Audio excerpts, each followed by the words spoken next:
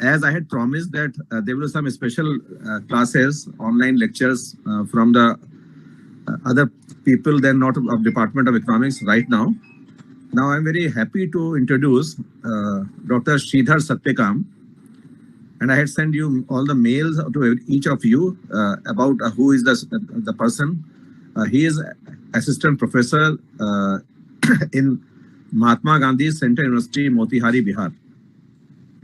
And I will just, in 1-2 sentences, just introduce him.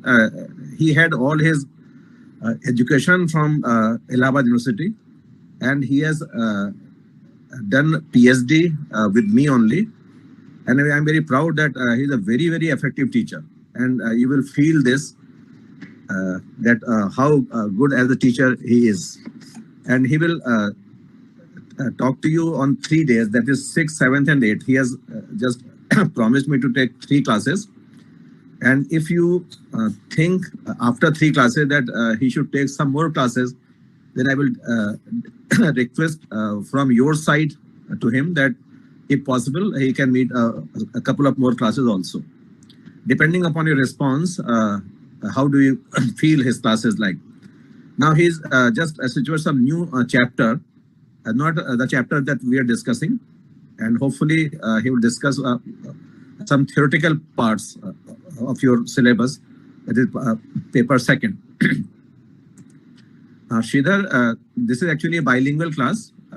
So आप जब भी होगा स्विच ओवर करते जाइएगा हिंदी इंग्लिश में. And they are interactive. Students are very interactive, and to all my students, you just feel free to ask any question to Dr. Satyakam whenever you feel any difficulty, like you used to ask me also the same. I will not be with you for the entire class because I am going to have my own class at 4 o'clock. That I have hold up that 5 minutes, be a part 3.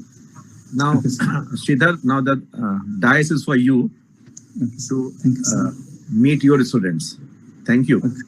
Thanks. Thank you.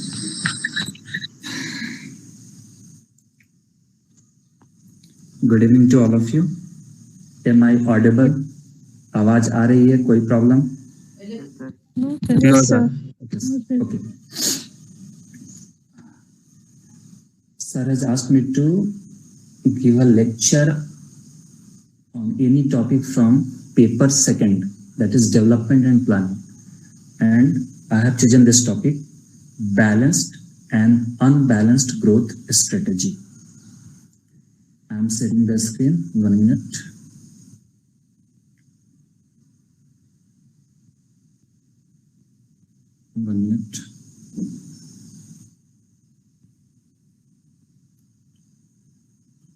There is some problem.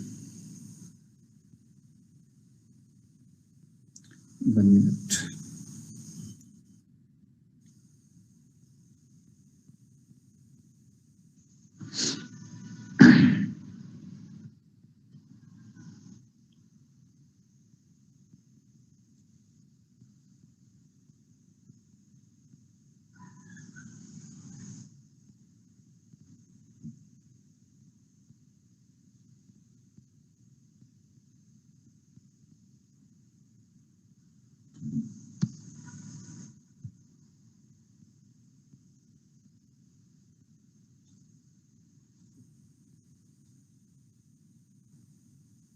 Okay.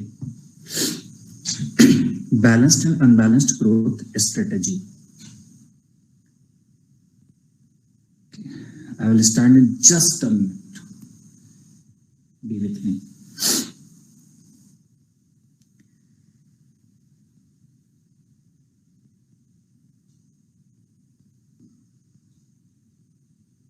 Okay. Before coming to the topic, I have a question for you. What is the difference between growth and development?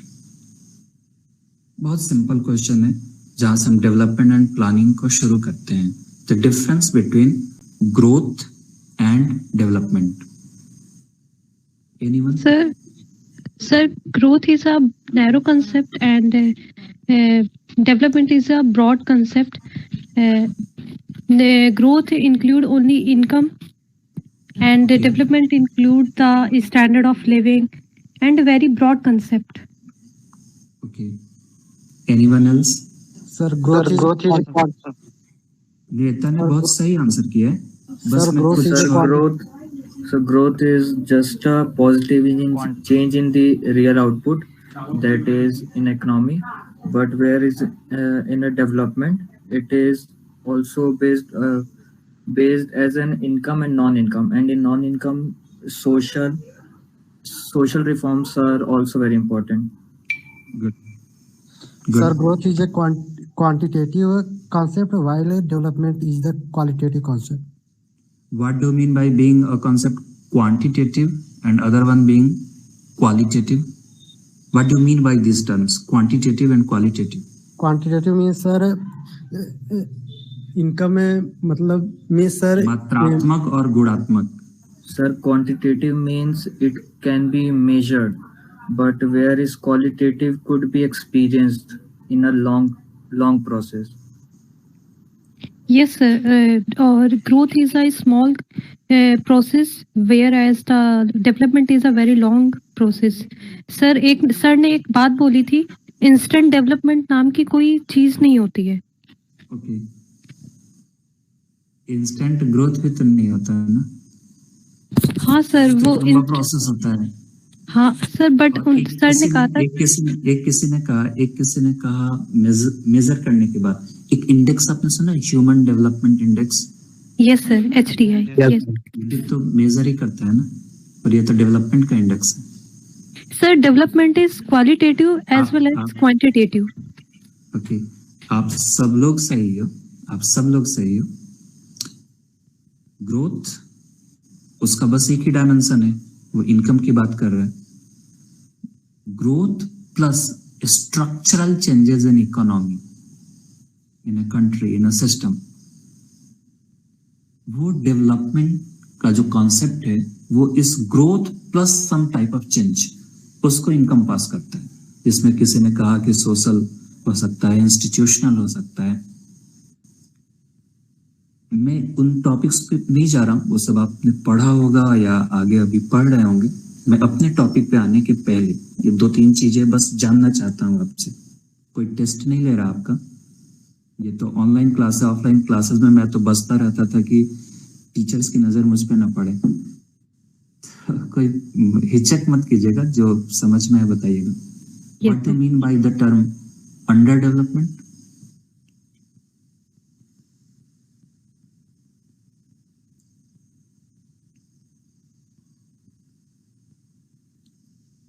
बहुत सारे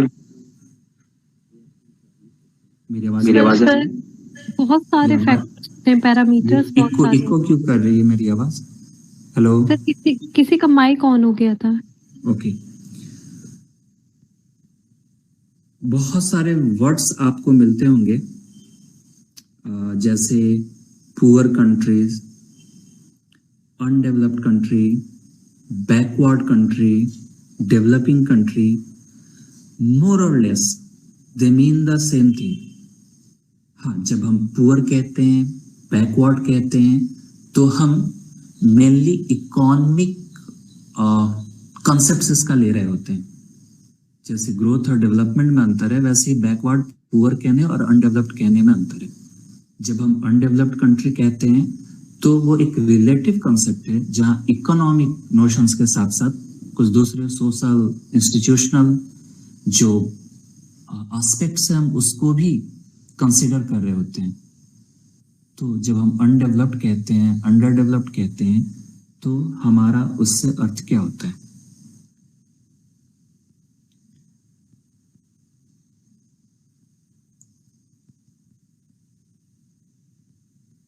अच्छा छोड़ो. In which country has low production, low earning of income, or they have underdevelopment countries. Okay. जब मेरी अपनी class होती है तो मैं कहता हूँ कि मैं पहले दिन नहीं पढ़ा था, पर यार मेरे पास 3 ही दिन है, मैं पहले 10 मिनट नहीं पढ़ा था. तो एक बहुत सुंदर सा कपलेट है, दोहा है, if you don't ask me I know. If you ask me I know not. बहुत सारे ऐसे कॉन्सेप्ट्स हैं जो आपसे पूछा जाए तब लगेगा कि मैं जानता तो I know it but I can not express it. तुम नहीं पूछोगे तो मुझे पता है कि ये क्या है, पर तुम मुझसे पूछोगे कि ये क्या है तो मैं नहीं जानता। If you ask me I know not. वैसे अंडर डेवलपमेंट भी है। तो अंडर डेवलपमेंट क्या है ये पूछने के बजाय मैं आपसे पूछूं कि इसकी कैरेक्टरिस्टिक्स क्या है, जो अभी किसी ने मुझे आंसर किया वो कैरेक्टरिस्टिक्स ही बता रहे थे, और कैरेक्टरिस्टिक्स के आधार पर ही हम अंडर डेवलप्ड या डेवलपिंग कंट्री के रूप में डिफाइन करते हैं। हाँ, उसके साथ एक और है जो संभवतः आज का आपका होमवर्क भी हो सकता है। आप जाके इनकम के आधार पे जो कंट्रीज को अलग अलग ग्रुप में बांटा जाता है, थोड़ा सा उसका डेफिनेशन देखिएगा, उसमें हमेशा रिवीजन होता रहता है। आप ऐसे ही गूगल करना क्लास के बाद, अभी नहीं। तो अब हम शुरू करते हैं अपनी क्लास। कहां से?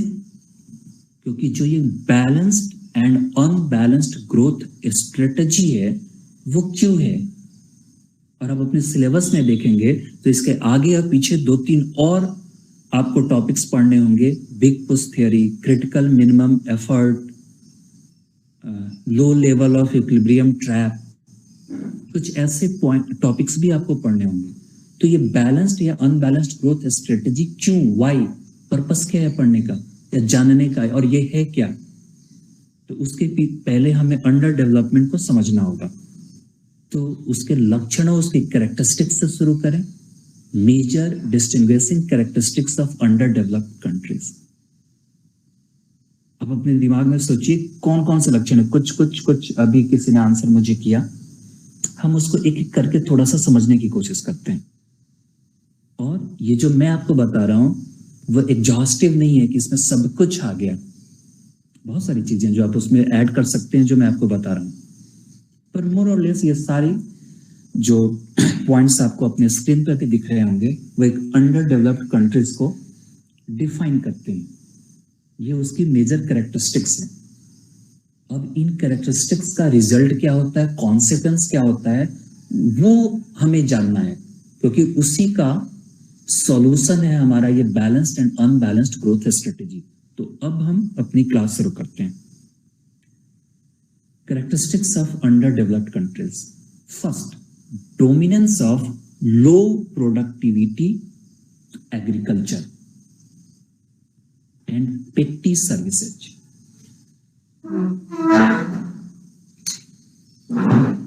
इन पेटी सर्विसेज पे हम बाद में आते हैं, पहले फोकस करते हैं low productivity agriculture.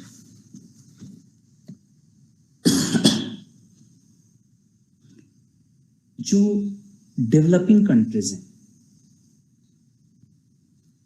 Under developed countries हैं, मेरे पास बहुत लेटेस्ट डेटा तो नहीं है, मैंने सर्च करने की कोशिश की। जो डेटा मुझे मिला थॉर्डवेल की बुक में, स्मिथ की बुक में, वो 2009 का ही दे रहा था, और उसके बाद का एक 2014 का डेटा मिला। तो मोर और लेस जो लो इनकम कंट्रीज हैं वहां अब भी more than 60% workforce is engaged in agriculture. Industry में 20 के करीब है और सर्विसेज में भी 20 के करीब है। लो इनकम कंट्रीज में, मिडिल इनकम में एग्रीकल्चर में 22% वर्कफोर्स है, 34%, 35 और 40% इंडस्ट्री में, एंड मोर देन 40% सर्विसेज में। और हाई इनकम में एग्रीकल्चर में less than 5%, less than 30% industry में, मोर देन 70% सर्विसेज में। तो इससे होता क्या है, अगर हम एग्रीकल्चर में वर्कफोर्स इंगेज्ड है मोर देन 60%, तो उसका रिजल्ट क्या है, कॉन्सिक्वेंस क्या है उस इकोनॉमी के लिए, क्या है कॉन्सिक्वेंस? जो एग्रीकल्चर है ना, वो एक डिमिनिशिंग रिटर्न एक्टिविटी है। Agriculture is a diminishing returns activity. Law of diminishing returns कोई मुझे बताएगा क्या है? So that the income increases, मतलब the price of a commodity increases, then the value decreases. The law of diminishing returns, returns की बात मैं कर रहा हूं। diminishing returns. ओके सर, एक सेकेंड। सर एक लेवल तक प्रोडक्टिविटी जो होती है वो बढ़ती है, उसके बाद फिर कांस्टेंट रहती है, फिर उसके बाद कम हो जाती है। कब बढ़ती हैं, कैसे बढ़ती हैं? सर जब हम इनपुट इंक्रीज करते हैं तब बढ़ती है, Okay. और फिर जब ज्यादा इनपुट हो जाता है तो वो डिमिनिशन होता है। Yes, sir, optimum level. If a variable factor is added to a fixed factor, its marginal product will eventually fall. बढ़ेगा पर eventually मतलब finally वो fall करेगा। और जो एग्रीकल्चर है वो diminishing returns activity है। As labor is added to the land, the marginal product of labor first of all rises. क्यों राइज करता है? अगर एक पीस ऑफ लैंड है उस पर लेबर तुम ऐड करो तो marginal product of labour will rise. Initially the marginal product of labour will rise. Why? Sir क्योंकि एक पॉइंट तक उस लैंड पे प्रोडक्टिविटी बढ़ाने के लिए लेबर की जरूरत तो होगी ना। A certain minimum amount of labour is needed ना। यस, उसके बगैर तो प्रोडक्शन होगा ही नहीं। और किसी को इसके कॉन्सेप्ट में प्रॉब्लम तो नहीं है ना कि what do mean by the term marginal product? No किसी सर। को प्रॉब्लम? No, okay, sir. तो मार्जिनल प्रोडक्टिविटी जो है उसकी बढ़ेगी, पहले जो मार्जिनल प्रोडक्ट है वो बढ़ेगा, उसके बाद क्या होगा? वो डिक्लाइन करेगा और जीरो भी हो सकता है। एक्सट्रीम केसेस में निगेटिव भी हो सकता है।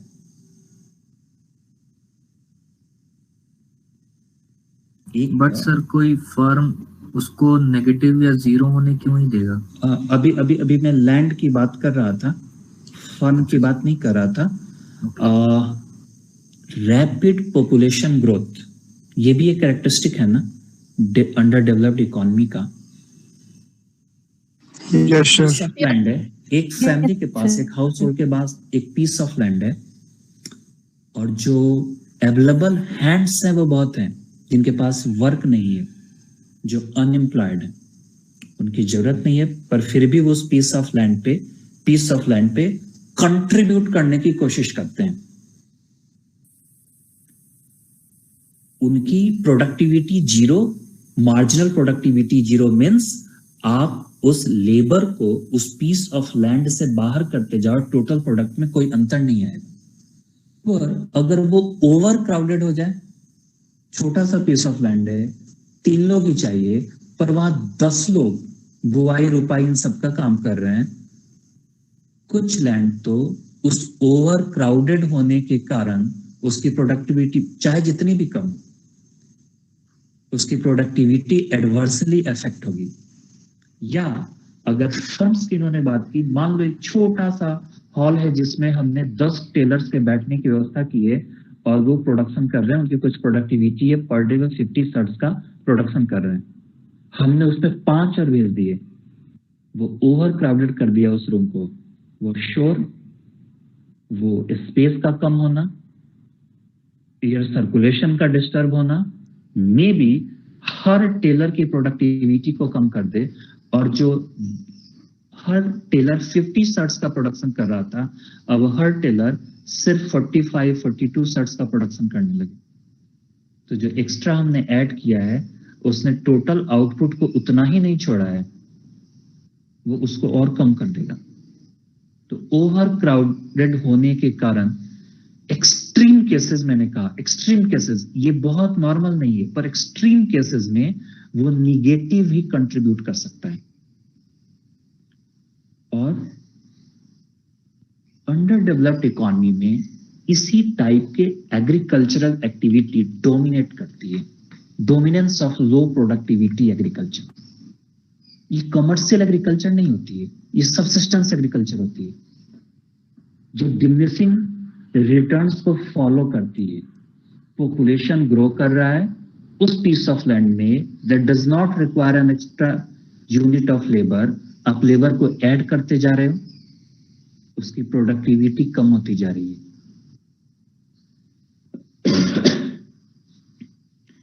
एक और कारण है, अगर इसके डिमांड साइड की बात करो अगर उस इकोनॉमी की, अंडर डेवलप्ड इकोनॉमी की हम बात करें, उसके डिमांड साइड की अगर हम बात करें, the demand for most agricultural products is income inelastic. अब इस इनकम इनइलास्टिक होने का मतलब क्या है? इलास्टिसिटी से क्या समझते हो आप? इलास्टिसिटी से बहुत सारी जगह ये वर्ड आता होगा। इलास्टिसिटी कभी प्राइस के साथ, कभी इनकम के साथ, सब कभी प्राइस substitution के साथ। इलास्टिसिटी पता है सर कि वो मतलब जैसे चेंजेस बहुत ज्यादा हैं, मतलब अगर एक यूनिट अगर कुछ चेंज होता है अगर लेबर में, तो प्राइस में बहुत ज्यादा फ्लक्चुएशन या चेंजेस हैं तो उसको इलास्टिसिटी बोलते हैं। Anything which is affected by variables or By prices, money many बोलते हैं। तो what do mean by this term elasticity? वो इलास्टिक है मींस अफेक्टेड हो रहा है। Yes sir. ये इलास्टिसिटी क्या बताता है? Sir fluctuation in money. Responsiveness. मैं क्वेश्चन कर रहा हूं और आप रिस्पॉन्स दे रहे हो ना? Yes sir. Yes sir. जिन वेरिएबल्स के बीच के रिलेशन की हम बात कर रहे हैं, एक वेरिएबल में चेंज ला रहे हैं, दूसरा रिस्पॉन्ड कर रहा है कि नहीं कर रहा है? Yes sir. नहीं कर रहा है मींस इनइलास्टिक है। वो रिस्पॉन्ड ही नहीं कर रहा है। मैं क्वेश्चन कर रहा हूं, आप आंसर ही नहीं कर रहे हो, आप रिस्पॉन्स नहीं कर रहे हो, आप पे कोई इफेक्ट ही नहीं पड़ रहा है। इनकम बढ़ रही है और उस प्रोडक्ट की डिमांड ही नहीं बढ़ रही है, मतलब इनकम से उसको कुछ लेना देना ही नहीं है, उसकी डिमांड इनकम इनइलास्टिक है। अगर स्टारवेशन की कंडीशन ना हो, भूखमरी की कंडीशन, लो इनकम कंट्री है, लो इनकम इकोनॉमी है, उस स्थिति में अगर इनकम बढ़े भी तो ऐसा तो है नहीं कि फूड ग्रेन्स की डिमांड इनकम जितनी तेजी से बढ़ी उतनी तेजी से बढ़ेगी। एग्रीकल्चरल या प्राइमरी कमोडिटी जो है उनकी डिमांड उस रेट से बढ़ेगी जिस रेट से उस इकोनॉमी में इनकम बढ़े। क्यों? क्योंकि एग्रीकल्चरल जो प्रोड्यूस है वो रिलेटिवली इनकम इनइलास्टिक होता है। The rise in demand is proportionately less than the rise in income.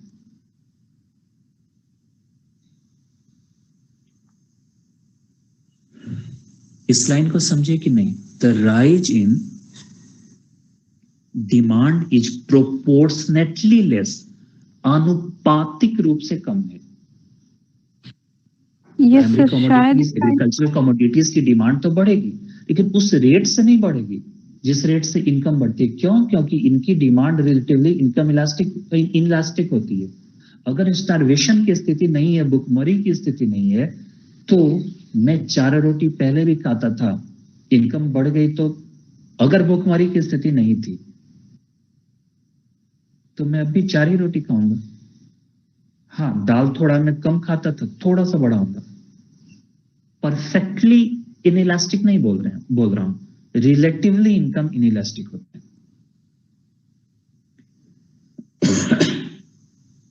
तो इसका इकोनॉमी के लिए क्या मतलब है?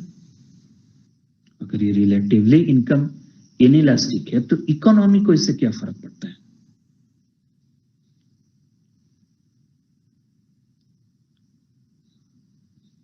The growth of demand for agricultural output, income बढ़ रही है, मान लो इकोनॉमी ग्रो कर रही है, इनकम बढ़ रही है, तो एग्रीकल्चरल प्रोड्यूस जो है, जो एग्रीकल्चरल कमोडिटीज है, उनकी डिमांड उतनी तेजी से नहीं बढ़ेगी।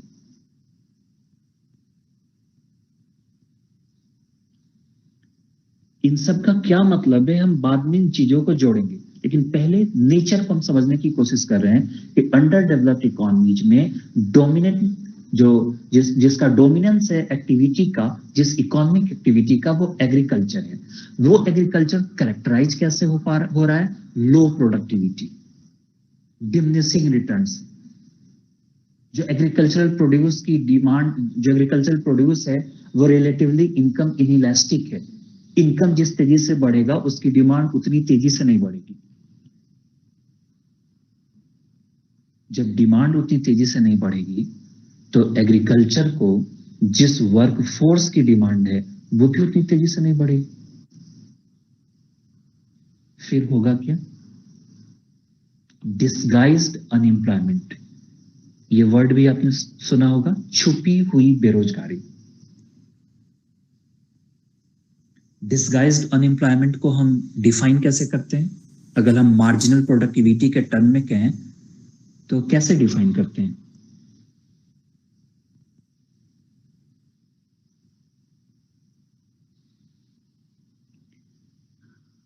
जो अंडर डेवलप्ड इकोनॉमी में एग्रीकल्चर है उसमें सरप्लस लेबर है, और ये सरप्लस लेबर दो कारणों से आता है।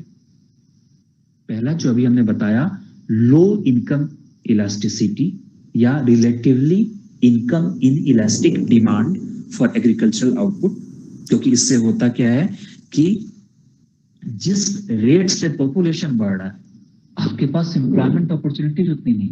क्यों? क्योंकि एग्रीकल्चरल प्रोड्यूस की डिमांड उतनी नहीं बढ़ेगी, इनकम बढ़ने पर भी। और दूसरा, ये डिमिनिशिंग रिटर्न एक्टिविटी है, तो आप ओवर क्राउडेड तो करोगे नहीं। एक पीस ऑफ लैंड पे कितने लेबर्स को ऐड करोगे? उसकी सीलिंग है, उसकी एक लिमिटेशन है। तो ये जो इकोनॉमी है वहां सरप्लस लेबर की स्थिति होगी, और इसका रिजल्ट क्या होगा? Disguised unemployment. जरूरत नहीं है फिर भी मैं उस पीस ऑफ लैंड पे कंट्रीब्यूट कर रहा हूं, मींस मेरी मार्जिनल प्रोडक्टिविटी जीरो है।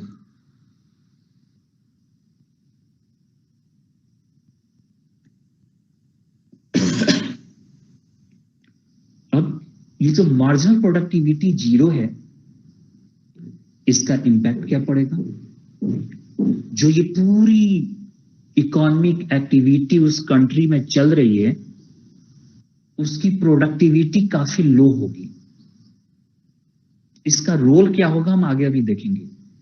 एक कॉन्सेप्ट है vicious circle of under development या विशियस सर्किल ऑफ पॉवर्टी, गरीबी का दुष्चक्र या अल्प विकास का दुष्चक्र। वहां पर हम इसको देखेंगे कि इसका इंपैक्ट इकोनॉमी में क्या पड़ता है। पर जो इकोनॉमिक एक्टिविटी डोमिनेट कर रही है, जो डोमिनेंस है जिसका, वो लो प्रोडक्टिविटी वाली है।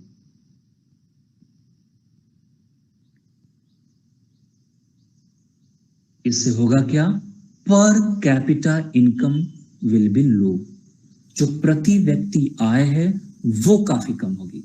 पर इसके साथ साथ एक दूसरा इंपैक्ट भी होगा, माइग्रेशन। अब ये लेबर रूरल अर्बन जो फ्रिंज है, जहां ये शहरी और ग्रामीण क्षेत्र एक दूसरे से मिलते हैं, उन क्षेत्रों में जाएगा, या जो नेबरिंग जो अर्बन एरियाज हैं वहां माइग्रेट करेगा। अब ये माइग्रेटेड लेबर कहां एब्जॉर्ब होगा? ये माइग्रेटेड लेबर कहां वर्क पाएगा, कहां और इसका एब्जॉर्प्शन होगा? दो तरीके से हो सकता है, फॉर्मल सेक्टर में, इनफॉर्मल सेक्टर में। ये फॉर्मल और इनफॉर्मल सेक्टर में क्या अंतर है? कोई एनिमल?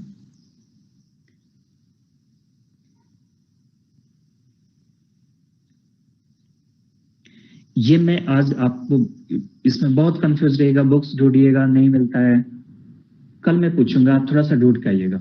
अभी बस सिंपली ऐसे बता रहा हूं, जिसको गवर्नमेंट की किसी भी फॉर्म के द्वारा रेगुलेट नहीं किया जा रहा है, जिसका कहीं कोई रिकॉर्ड नहीं रखा जा रहा है, जो जिसपे टैक्स नहीं इम्पोज किया गया है, जो टैक्स्ड नहीं है, वो सब इनफॉर्मल है। पर थोड़ा सा इसका डेफिनेशन आप गूगल पे देख के आइएगा कल। मैं नहीं भी पूछे तो भी आप देखना, आज का होमवर्क है।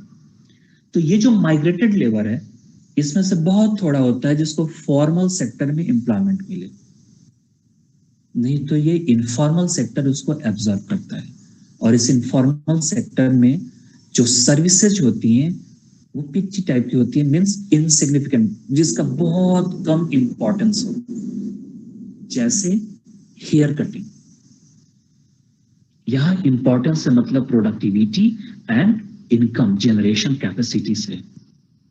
हेयर कटिंग, शू पॉलिशिंग, शू शाइन, या जो स्ट्रीट ट्रेडिंग होती है, गलियों में जो फेरी लगाते हैं, इस टाइप की सर्विसेज में इनका एब्जॉर्प्शन होता है। अब जो डोमिनेंट एक्टिविटी है वो क्या हुआ? एग्रीकल्चर, वो खुद लो प्रोडक्टिव है, लो प्रोडक्टिविटी है उसमें, और उसका इम्पैक्ट क्या पड़ा, पर कैपिटा इनकम कम है, डिस्गाइज्ड अनएम्प्लॉयमेंट है, और इसके परिणाम स्वरूप माइग्रेशन शुरू होगा, लेबर का फ्लो शुरू होगा नेबरिंग जो अर्बन एरियाज हैं उनमें, और वहां भी ये क्या करेंगे, लो प्रोडक्टिव सर्विसेज में इन्वॉल्व होंगे। ये अंडर डेवलप्ड इकोनॉमी की कैरेक्टरिस्टिक्स बता रहा हूं।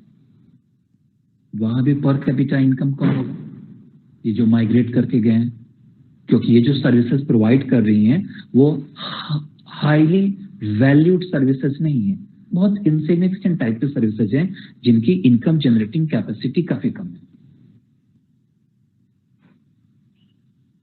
अगला जो लक्षण है, low levels of capital formation. एक वर्ड है कैपिटल फॉर्मेशन, इसको आप में से कोई मुझे बताएगा क्या है capital formation? Sir, it is a type of investment, and sir, it also includes saving. What do you mean by type? No, sir, it's investment, not type. Sir last year हम लोगों ने What? इंडियन इकोनॉमी में पढ़ा था कि sir कह रहे थे कि लाइक हम लोग के पास 20,000 की हम लोग की मान लीजिए सेविंग्स है, अगर उस सेविंग्स को हमने घर पे रखा है तो वो कोई कैपिटल फॉर्मेशन नहीं होगी, बट अगर उसे हम किसी बैंक या इंस्टीट्यूशन में रख देंगे, एफआईज में रख देंगे, तो वो हमारी कैपिटल फॉर्मेशन का काम करेगी। सर लास्ट ईयर ये पढ़ा था।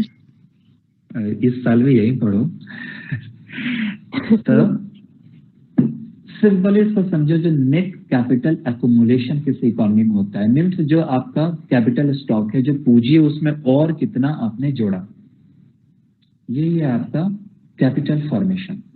अब मैं इन सारे टर्म्स पे बहुत डिटेल में नहीं जा रहा हूं, पर आप थोड़ा सा ये टर्म्स दिमाग में रखना और ढूंढने की कोशिश करना और क्या कैसे सीख सकते हो। पर जब हम इस कैपिटल एक्युमुलेशन की बात करते हैं तो इसमें मेनली हम दो टाइप्स की बात करेंगे, physical capital and human capital. Physical capital refers to the plant, machinery, equipment used in the production of output. कोई प्रॉब्लम नहीं इसमें, फिजिकल कैपिटल को रिकॉग्नाइज करने में, जो प्लांट है, मशीनरी है, इक्विपमेंट है, जो भी आउटपुट देने में, प्रोडक्शन में जो यूज किया जाता है। पर एक और कैपिटल है, human capital. What do you mean by human capital?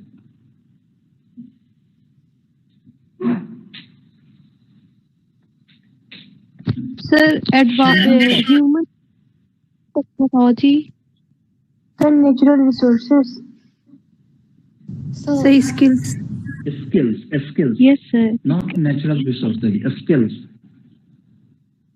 Natural resources हैं, वो संसाधन है, वो पूंजी, ये प्लांट और मशीनरी, ये ह्यूमन कैपिटल नहीं है। Human capital refers to skills, expertise.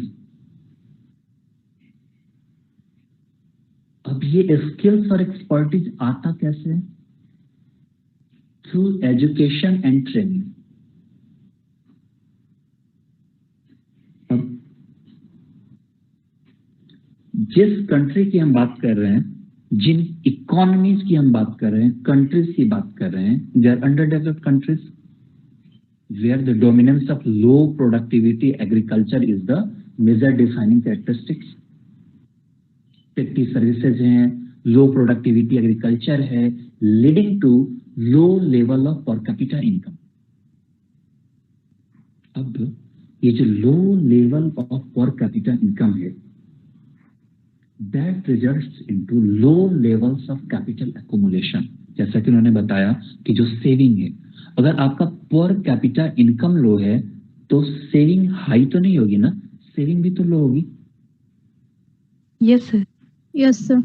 Capital accumulation, capital formation भी लो होगा। Both type of capital accumulation, physical भी और ह्यूमन भी, क्योंकि ह्यूमन को हमने क्या कहा कि skills and expertise which we get through investment in education and training। तो जब लो पर कैपिटा इनकम है तो एजुकेशन में, ट्रेनिंग में जो इन्वेस्टमेंट होगा जो एक्सपेंडिचर होगा वो भी तो लो होगा, तो ह्यूमन कैपिटल का फॉर्मेशन भी तो इकोनॉमी में लो होगा। Yes sir. अब यहां से एक बहुत इंटरेस्टिंग चीज निकल के आती है कि low levels of capital accumulation are a cause of low productivity. Cause कैसे है? क्योंकि जो भी लेबर है उसको वर्क करने के लिए जो कैपिटल चाहिए वो इनएडिक्वेट है, इनफ नहीं है, इसलिए उसकी प्रोडक्टिविटी लो है। उसकी प्रोडक्टिविटी लो है इसलिए उसकी इनकम लो है। उसकी इनकम लो है इसलिए सेविंग लो है, और सेविंग लो है इसलिए कैपिटल फॉर्मेशन लो है, कैपिटल एक्यूमुलेशन लो है, और कैपिटल एक्यूमुलेशन लो है इसलिए उसकी इनकम लो है। मतलब एक सर्किल सा बन रहा है, एक सर्किल सा बन रहा है ना। Yes, हमने sir. शुरू की लो प्रोडक्टिविटी से, low productivity results into low level of income, per capita income, it leads to low level of saving, low level of saving results into low level of capital accumulation in the economy, और ये फिर से low level of per capita income को ensure करता है। मतलब low levels of capital accumulation are a cause of low productivity and poverty, but are also a function of poverty. Poverty इस कारण से है और poverty के कारण ये है। फंक्शन का मतलब क्या होता है? मैं 3 दिन में आपका ये टॉपिक खत्म कर दूंगा, नहीं होगा तो सर से एक दिन और मांग लूंगा, तो पर मैं बहुत तेज नहीं पढ़ा पाता, धीरे धीरे सीखते हैं।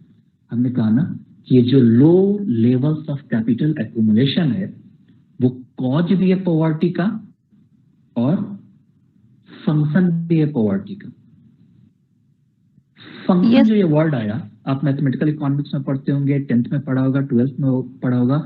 ये फंक्शन क्या है? Function, functional relationship. When sir there is a change in a one factor, then there is a change. But It somehow causes change both in are other related। जिनके हम फंक्शनल रिलेशनशिप की बात कर रहे हैं, जिन भी वेरिएबल्स की, means वो दोनों रिलेटेड है। यही बताते हैं ना, X is a function of Y, Y is a function of X, या X is a function of Y, means दोनों रिलेटेड है, सम हाउ रिलेटेड है। तो वैसे ये जो लो लेवल्स ऑफ और लो लेवल ऑफ कैपिटल एक्यूमुलेशन है वो कॉज भी है पॉवर्टी का और फंक्शन भी है पॉवर्टी का। मीन्स ये पॉवर्टी के लिए रिस्पॉन्सिबल है और खुद पॉवर्टी इसको एक्सप्लेन करती है कि किसी इकोनॉमी में लो लेवल्स ऑफ कैपिटल एक्यूमुलेशन क्यों होगा। एक और आपके लिए होमवर्क है, मैं अभी भी टॉपिक पे नहीं आया हूं, मैं बार बार बोल रहा हूं, आपके लिए एक छोटा सा और होमवर्क है। इंडियन इकोनॉमी में सेविंग कितना है जीडीपी का?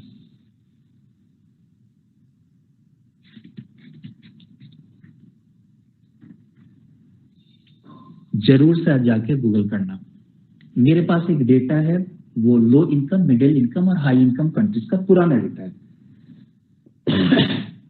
पर लो इनकम में जो ग्रॉस डोमेस्टिक इन्वेस्टमेंट है वो जीडीपी का 24% है। मैं ये इसलिए कह रहा हूं कि आप कंफ्यूज मत होना। मिडिल इनकम में 25% और हाई इनकम में 20% है। आप कहोगे कि हाई इनकम कंट्रीज में जीडीपी का सिर्फ 20% ग्रॉस डोमेस्टिक इन्वेस्टमेंट का लेवल है, और जो लो इनकम कंट्रीज है वहां 24% है। तो लो इनकम में तो ज्यादा है ना, पर ये जीडीपी का 24% है। 24 ऑफ 100 एंड 24 ऑफ 1 लाख, उसमें बहुत अंतर होता है। थोड़ा सा आप इंडियन इकोनॉमी के लिए देख कर आना कि ग्रॉस डोमेस्टिक इन्वेस्टमेंट और ग्रॉस डोमेस्टिक सेविंग का लेवल क्या है। अब एक तीसरे कैरेक्टरिस्टिक्स की तरफ हम चलते हैं, अंडर डेवलपमेंट के, रैपिड पॉपुलेशन ग्रोथ। अब इस रैपिड पॉपुलेशन ग्रोथ का इंपैक्ट कहां कहां देखने को मिलता है? जैसे हमने कहा लो कैपिटल एक्यूमुलेशन, पहले हमने देख लिया है कि जो आपका एग्रीकल्चरल सेक्टर है वो डिस्गाइज्ड अनएम्प्लॉयमेंट का शिकार है, ओवर क्राउडेड है, लो प्रोडक्टिविटी उसके कारण होती है, इनकम लो हो जाता है। ये सारा इंपैक्ट है रैपिड पॉपुलेशन ग्रोथ का। और rapid population growth like capital accumulation is both a cause and a consequence of poverty. यह गरीबी का कारण भी है और गरीबी का परिणाम भी है, रैपिड पॉपुलेशन ग्रोथ। अब ये गरीबी का कारण तो समझ में आ रहा है, रैपिड पॉपुलेशन ग्रोथ गरीबी का परिणाम है, कॉन्सिक्वेंस ऑफ पॉवर्टी है, ये कैसे? High birth rates, rapid population growth है तो मीन्स हाई बर्थ रेट होगा, जन्म दर बहुत उच्च होगी, तो high birth rates themselves are a function of poverty. क्यों? क्योंकि जहां गरीबी है, माल न्यूट्रिशन है, हाइजीन नहीं है, हेल्थ फैसिलिटीज नहीं है, वहां मॉर्टेलिटी हाई है। Mortality is high in poor societies and parents wish to have large families to provide insurance. Mortality बहुत हाई है, तो जो ये पुअर सोसाइटीज है वहां पेरेंट्स की विश होती है कि बच्चे अधिक हों, क्योंकि मोर्टेलिटी रेट हाई है, उसमें से कुछ तो बचेंगे जो ओल्ड एज में सहारा बनेंगे। इसका एक कारण बहुत कहीं बेहतर मैंने पढ़ा था, जो कि यहाँ पे हमारा इशू नहीं है, पर जो पुअर सोसाइटीज हैं उसमें है क्या कि अपब्रिंगिंग की जो कॉस्ट है वो सोसाइटी बियर कर लेती है, जो बहुत स्टैंडर्ड नहीं है, बहुत अच्छी बात नहीं है, पर उन बच्चों के अपब्रिंगिंग की कॉस्ट, हम डेमोग्राफिक डिविडेंड की बात करते हैं, जनांकीय लाभांश की, कि वर्किंग एज में हमारा पॉपुलेशन का एक बहुत बड़ा हिस्सा है, पर उस वर्किंग एज पॉपुलेशन जो डेमोग्राफिक डिविडेंड प्रॉमिस करता है उसको रिप कैसे करेंगे अगर हम उसको बेहतर हेल्थ फैसिलिटीज नहीं दे रहे हैं, न्यूट्रिशन नहीं दे रहे हैं, बेहतर एजुकेशन नहीं दे रहे हैं, ट्रेनिंग नहीं दे रहे हैं, तो वो डेमोग्राफिक डिविडेंड नहीं, डेमोग्राफिक बर्डन बन जाता है। पुअर सोसाइटीज के केस में जो अपब्रिंगिंग की कॉस्ट है वो सोसाइटी बियर कर लेती है और वो उनके लिए अर्निंग हैंड्स बनते हैं। ये एक निगेटिव एक्सप्लेनेशन हो सकता है कि क्यों रैपिड पॉपुलेशन ग्रोथ होता है अंडर डेवलप्ड इकोनॉमीज में, पर ये एक कारण है। और दूसरा कारण कि हाई मोर्टेलिटी के कारण हर पेरेंट्स विश करता है कि इतने बच्चे हों कि कुछ चले भी जाए तो कुछ तो बचे। अगली एक और जो कैरेक्टरिस्टिक अंडर डेवलप्ड इकोनॉमी की, जो उनका एक्सपोर्ट्स होता है, that is dominated by primary commodities. अब इससे फर्क क्या पड़ता है?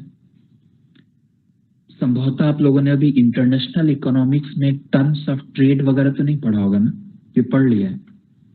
No sir. No sir. Okay, वहां व्यापार की शर्तें होती हैं, मतलब किस रेट पर आप अपनी कमोडिटीज को देते हो, दूसरे की कमोडिटीज रिसीव करते हो, परचेज करते हो। बेहद नक्सल में मैंने बता दिया, क्योंकि अभी वह आगे पढ़ना है तो मैं बहुत ज्यादा इस पर नहीं दूंगा, पर वो टर्म्स ऑफ ट्रेड मतलब जो आप बिजनेस करते हो, ट्रेड करते हो रेस्ट ऑफ द वर्ल्ड के साथ, तो वो टर्म्स ऑफ ट्रेड आपके अगेंस्ट रहता है, आपके फेवरेबल नहीं रहता है।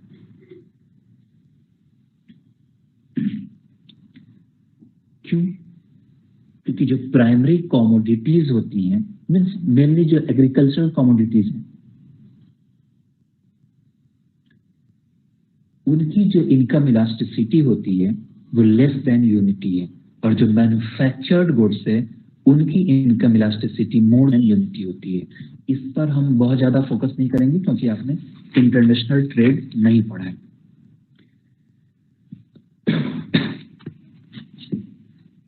अब तक की क्लास से जो अंडर डेवलप्ड इकोनॉमी के हमने कैरेक्टरिस्टिक्स देखी, सिंपल सा पहली चीज एग्रीकल्चर डोमिनेंट एक्टिविटी है, उसको कैरेक्टरिस्टिक्स क्या है? लो प्रोडक्टिविटी है, रैपिड पॉपुलेशन ग्रोथ है, डिस्गाइज्ड अनएम्प्लॉयमेंट है, low level of capital formation है, और ये low level of capital formation and rapid population growth ये कॉज भी है, कॉन्सिक्वेंसेस भी है अंडर डेवलपमेंट का, पॉवर्टी का।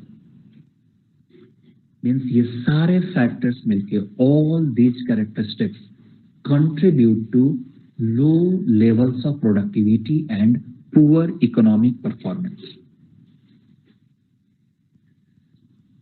इसमें से कुछ वो थे causes and effects of poverty. अब ये सारे फैक्ट्स मिलके विशियस सर्किल ऑफ पॉवर्टी को जन्म देते हैं। This fact gives rise to the vicious circle of poverty, और जिसको रैगनर नर्क्स ने डिफाइन किया था, और circular constellation of forces. Constellation जो ये नक्षत्र जैसे तारों का एक मंडल होता है ना, और जैसा कि हमने अभी देखा कि किस तरीके से लो लेवल्स ऑफ कैपिटल फॉर्मेशन अपने को ही इंश्योर करता है कि लो बना रहे। पॉवर्टी कैसे इंश्योर करती है कि पॉवर्टी बनी रहे? तो ये एक नक्षत्र, ये तारा मंडल, ये सब एक दूसरे से जुड़ते हुए एक सर्किल सा बनाते हैं। तो a circular constellation of forces tending to act and react upon one another, जो अभी हमने देखा, अभी आगे भी देखेंगे।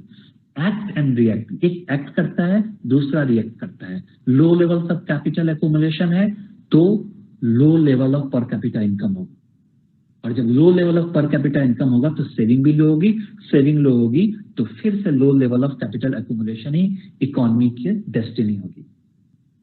तो ये एक्ट और रिएक्ट करता है in such a way as to keep a poor country in a state of poverty, जो एक गरीब देश को गरीबी की दशा में बनाए रखने की कोशिश करता है। और ये आपका वो डायग्राम है।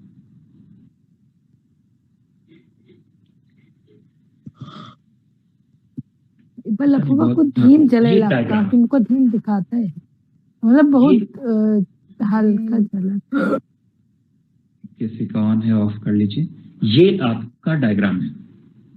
इस डायग्राम को ध्यान से देखो, इसके दो सर्कल्स हैं इसमें। मैं थोड़ा सा इसको छोटा करता हूं।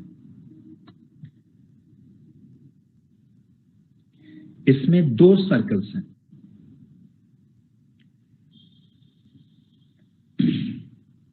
एक अपर हाफ है, एक लोअर हाफ है।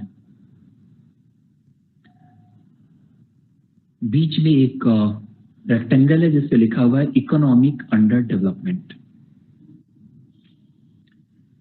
अब इकोनॉमिक अंडर डेवलपमेंट की हमने कैरेक्टरिस्टिक्स क्या देखी थी कि जो डोमिनेंट एक्टिविटी है वो क्या है?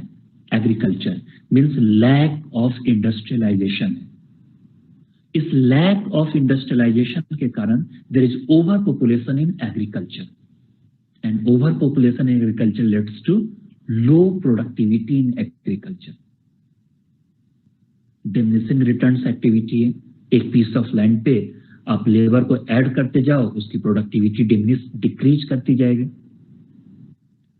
अब अगर प्रोडक्टिविटी लो है तो सरप्लस क्या होगा? सरप्लस मीन्स जो अपने कंजम्पशन के लिए जो लेबर्स को चाहिए, जो वेज गुड्स चाहिए, उससे जो अधिक है, more than that what they consume, वो सरप्लस है। तो वो सरप्लस भी तो कम होगा ना। अब अगर वो सरप्लस कम है तो इस सरप्लस से जो वो इंडस्ट्रियल गुड्स की डिमांड करेंगे वो भी तो कम होगा। मान लो मेरे पास एक पीस ऑफ लैंड है और उसमें 10 kg वीट का मैं प्रोडक्शन कर रहा हूं, 8 kg वीट में उस अकाउंटिंग पीरियड में कंज्यूम कर रहा हूं। सरप्लस कितना हुआ? 2 kg। अब ये जो सरप्लस हुआ, अगर बार्टर इकोनॉमी की बात करते तो इस 2 kg से मैं एक्सचेंज करता इंडस्ट्रियल गुड्स, जो इंडस्ट्रियल प्रोडक्ट्स हैं। अगर प्रोडक्टिविटी इंक्रीज कर जाए और उस पीस ऑफ लैंड में जो आउटपुट है वो 10 से बढ़ के 12 हो जाए, मैं कंज्यूम अ बिट 8 कर रहा हूं लेकिन सरप्लस मेरे पास 4 है, तो अब मैं अधिक इंडस्ट्रियल गुड्स की डिमांड कर सकता हूं। तो low agricultural surplus ensures low demand for industrial products in the economy, and that leads to lack of industrialisation. क्यों? डिमांड ही नहीं है। डिमांड ही नहीं है, मैं इन्वेस्टमेंट क्यों करूं? इंडस्ट्रियल एक्टिविटीज क्यों बढ़े जब इंडस्ट्रियल प्रोडक्ट्स की डिमांड ही नहीं है इकोनॉमी में? और इंडस्ट्रियल एक्टिविटीज की डिमांड नहीं है तो इंडस्ट्रियलाइजेशन नहीं होगा, और अगर इंडस्ट्रियलाइजेशन नहीं होगा, लैक ऑफ इंडस्ट्रियलाइजेशन होगा, that will ensure over population in agriculture. तो ये एक्ट रिएक्ट कर रहा है ना। ये कॉज ही कॉन्सिक्वेंस है, कॉन्सिक्वेंस ही कॉज है। कॉज क्या है? Lack of industrialization. कॉन्सिक्वेंस क्या है उसका? Lack of industrialization. Means the economy remains in the same condition. जो लोअर हाफ है इस डायग्राम का, इन दोनों सर्कल्स में अंतर क्या है हम थोड़ी देर में देखेंगे, पर अभी देखते हैं कि लोअर हाफ में क्या दिखाया गया है। इकोनॉमिक अंडर डेवलपमेंट है, ओके। जो डोमिनेंट एक्टिविटी क्या है वो एग्रीकल्चर है। एग्रीकल्चर कैसे कैरेक्टराइज हो रहा है? Low productivity means that inserts low level of per capita income in the economy, and this low पर capita income inserts low level of savings in the economy. और उससे क्या होगा? कैपिटल फॉर्मुलेशन उसमें लिखा हुआ है फॉर्मेशन, लो कैपिटल फॉर्मेशन होगा। मीन्स हर वर्कर जो वर्क कर रहा है उसको जितनी कैपिटल मीन्स प्लांट मशीनरी जिस लेवल पे चाहिए उससे कम होगा। इनएडिक्वेट capital is available for each worker, means low capital पर वर्कर। हर वर्कर को जो कैपिटल अवेलेबल है वर्क करने के लिए वो लो है, और उससे क्या होगा? लो प्रोडक्टिविटी। और जब लो प्रोडक्टिविटी होगा तो क्या होगा? लो पर कैपिटा इनकम। मीन्स लो पर कैपिटा इनकम के कारण लो सेविंग थी, लो कैपिटल फॉर्मेशन हुआ, प्रोडक्टिविटी लो रही, और इस प्रोडक्टिविटी लो होने के कारण लो पर कैपिटा इनकम इकोनॉमी की कैरेक्टरिस्टिक बन गई। इन दोनों हाफ्स में अंतर क्या है? जो अपर हाफ है डायग्राम का वो डिमांड साइड को शो कर रहा है। लैक ऑफ इंडस्ट्रियलाइजेशन है, ओवर पॉपुलेशन एग्रीकल्चर है, लो एग्रीकल्चरल सरप्लस है, and that's why there is low demand for industrial outputs leading to lack of industrialization. ये डिमांड साइड को दिखा रहे हैं। और जो सेकंड हाफ है वो उसके सप्लाई साइड को एक्सप्लेन कर रहे हैं। लो पर कैपिटा इनकम है, लो पर कैपिटा इनकम के कारण सेविंग की जो सप्लाई है इकोनॉमी में वो लो है, that's why capital formation is low. Per worker जो कैपिटल अवेलेबल है that is low, leading to lower productivity, and that ensures low level of per capita income. Means अगर हम अंडर डेवलप्ड इकोनॉमी की बात करें तो it can be looked upon as a system of vicious circles. Vicious होता है और एक वर्चुअस होता है, मतलब जिसमें गुण हो, और इसमें ये दुष्चक्र है। एक जो निगेटिव फोर्स है वो कुछ इतने फोर्सेस से इस तरीके से जुड़ा हुआ है कि वो सब उसको बनाए रखने की कोशिश करते हैं। ये गुणात्मक चक्र नहीं, ये दुष्चक्र है, vicious circle of poverty, virtuous circle नहीं है। अब यही पे हमें ये जो टॉपिक हम पढ़ने वाले हैं उसकी जरूरत आती है। How to break this vicious circle of poverty और vicious circle of under development. How can you break that circle? कैसे ब्रेक करोगे सर्किल को? For initiating economic development and to sustain that development in a particular country. किसी country में, किसी देश में इस तरीके के गरीबी के दुष्चक्र को कैसे तोड़ोगे ताकि उस देश में डेवलपमेंट का प्रोसेस शुरू हो सके और उस डेवलपमेंट को वहां पर बनाया रखा जा सके। क्योंकि इनिशिएट करने के लिए भी और डेवलपमेंट को बनाए रखने के लिए भी इस विशियस सर्किल को तोड़ना जरूरी है, ताकि जो इकोनॉमिक स्टैग्नेशन है कि अंडर डेवलपमेंट है और अंडर डेवलपमेंट बना हुआ है, लैक ऑफ इंडस्ट्रियलाइजेशन है, लैक ऑफ इंडस्ट्रियलाइजेशन बना हुआ है, low level of per capita income है, low level of per capita income बना हुआ है। How can you transform the state of economic stagnation, जो स्थिर है, सब कुछ वैसे ही बना हुआ है, ठहराव है, रुका हुआ है, into a self perpetuating economic growth. आर्थिक समृद्धि की एक ऐसी प्रक्रिया जो खुद को बनाए रख सके, उसकी शुरुआत कैसे होगी, किस तरीके से गरीबी के इस दुष्चक्र को तोड़ा जाएगा। अब गरीबी के जब इस दुष्चक्र को तोड़ने की बात आती है तो इसी क्रम में आपको कई सारे टॉपिक्स पढ़ने को मिलेंगे। इसलिए एक है बिग पुश थियरी, जो कहता है कि a minimum quantum of large scale investment, बहुत बड़े पैमाने का निवेश चाहिए। बिग पुश, बहुत बड़ा एक धक्का चाहिए जिससे कि इकोनॉमी को इस विशियस सर्किल से बाहर किया जा सके, बाहर निकाला जा सके। A big push is required, और वहां बिग पुश को हम डिफाइन करते हैं a minimum quantum of large scale investment that is necessary for initiating economic development in an under developed economy. उसी क्रम में आप क्रिटिकल मिनिमम एफर्ट भी पढ़ेंगे। ये कहता है कि under developed economies are caught in a low level equilibrium trap। एक नीचे आय के एक लो लेवल जो इक्विलिब्रियम लेवल है आय का, उसमें ये इकोनॉमी ट्रैप्ड है, फंसी हुई है। और any effort at initiating sustained economic development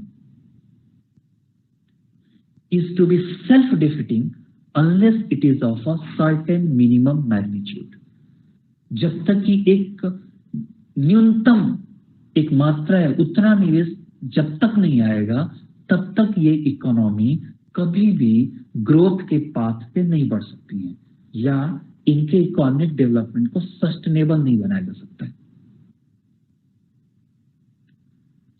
आप जब बॉल ऊपर फेंकते हो तो वो तो नीचे आ जाती है, जो गेंद फेंकते हो, क्रिकेट खेलते हो, पर जब ये रॉकेट जाता है तो वो नीचे क्यों नहीं आता है? सिंपल सा क्वेश्चन है, 10th के पहले आपने पढ़ी होगी, 9th 10th में। एस्केप वेलोसिटी से जाता है, एस्केप वेलोसिटी से ज्यादा से जाती है। अगर आपकी गेंद को भी वो एस्केप वेलोसिटी मिल जाए धोनी के हेलीकॉप्टर शॉट से, तो वो गेंद भी वापस नहीं आएगी। वही कांसेप्ट यहाँ भी है कि ये इकोनॉमीज संतुलन आय का जो इक्विलिब्रियम लेवल है वो बहुत नीचे है, और उस जाले से, उस ट्रैप से ये कभी बाहर जा ही नहीं पाती है। बाहर तभी जाएंगी जब इनको वो एस्केप वेलोसिटी मिले, मतलब मिनिमम वो स्पीड मिले। और यहाँ वो स्पीड क्या है? इन्वेस्टमेंट है, उसकी साइज है। तो ये बात बिग पुश में कहा जाता है, क्रिटिकल मिनिमम एफर्ट में कहा जाता है, जिसको आप विस्तार से बाद में पढ़ेंगे। तो ये फिर बैलेंस्ड और अनबैलेंस्ड क्या है, ये भी बात करता है कि a certain minimum magnitude of investment, उसकी जरूरत तो होगी, पर ये जो भी सर्टेन मिनिमम मैग्नीट्यूड है उसका कॉम्पोजिशन क्या हो, उसका डायरेक्शन क्या हो, मीन्स किस सेक्टर में लगाया जाए। एग्रीकल्चर में लगाया जाए, इंडस्ट्री में वो इन्वेस्टमेंट जाए, सर्विसेज में जाए, कहाँ जाए? इंडस्ट्री में जाए तो कंस्ट्रक्शन में जाए, मैन्युफैक्चरिंग में जाए, कहाँ जाए? उसका डायरेक्शन क्या हो, उस इन्वेस्टमेंट का कॉम्पोजिशन क्या हो, और उसकी टाइमिंग क्या हो। ये बैलेंस्ड और इनबैलेंस्ड ग्रोथ स्ट्रेटजी इसी की बात करता है। तो जब हम इस विशियस सर्किल को ब्रेक करने की बात करते हैं, जब हम इस विशियस सर्किल को ब्रेक करने की बात करते हैं, तो एक minimum amount of investment is the requirement, उसकी रिक्वायरमेंट है निवेश, कैपिटल फॉर्मेशन बढ़े इकोनॉमी में, और वो एक निश्चित मात्रा का तो होना ही चाहिए जिससे कि इकोनॉमी इस ट्रैप से एस्केप कर सके, बाहर जा सके। लेकिन उसका कॉम्पोजिशन क्या हो, किस सेक्टर्स में वो इन्वेस्टमेंट हो, उसकी टाइमिंग क्या हो इन्वेस्टमेंट में, क्या कुछ ऑर्डर होगा या एक साथ सारे सेक्टर्स में हम इन्वेस्ट करें, इसी की बात करता है ये balanced growth strategy and unbalanced growth strategy. An appropriate strategy of economic development is needed to achieve this transformation, means transforming the state of economic stagnation into a self-perpetuating economic growth. जो ये आर्थिक ठहराव की स्थिति है in under developed economies में, ये vicious circles लगातार चलती रहती हैं, उससे उनको सेल्फ सस्टेनिंग इकोनॉमिक ग्रोथ के पाथ पर लाने के लिए एक एप्रोप्रिएट स्ट्रेटजी की जरूरत होगी। और इन स्ट्रेटजीज को ब्रॉडली दो भागों में हम बांटते हैं, बैलेंस्ड एंड अनबैलेंस्ड। अब इनको अलग अलग समझने के पहले इनको अभी बिना समझे देखते हैं कि इनमें समानता क्या है, सिमिलैरिटीज क्या है। इनकी पहली सिमिलैरिटी है कि ये दोनों ही मानती हैं कि a fairly large scale effort is needed. A certain quantum of investment is required to initiate economic development. एक निश्चित मात्रा में निवेश चाहिए इकोनॉमिक डेवलपमेंट को इनिशिएट करने के लिए, को शुरू करने के लिए। ये दोनों ही मानती हैं, बैलेंस्ड भी अनबैलेंस्ड भी। अभी तक हमने नहीं बताया कि बैलेंस्ड क्यों कह रहे हैं और अनबैलेंस्ड क्यों कह रहे हैं, वो आगे समझेंगे।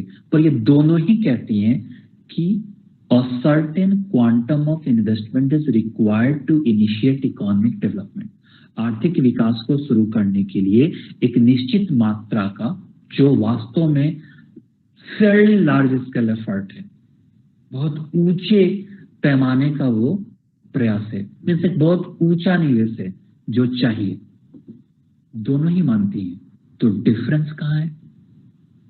डिफरेंस है इनके कंपोजिशन में, मीन्स कितना इन्वेस्टमेंट किस सेक्टर को जाए, मीन्स जो उनका डायरेक्शन है और जो उनकी टाइमिंग ऑफ इन्वेस्टमेंट है, जो उनका ऑर्डरिंग है।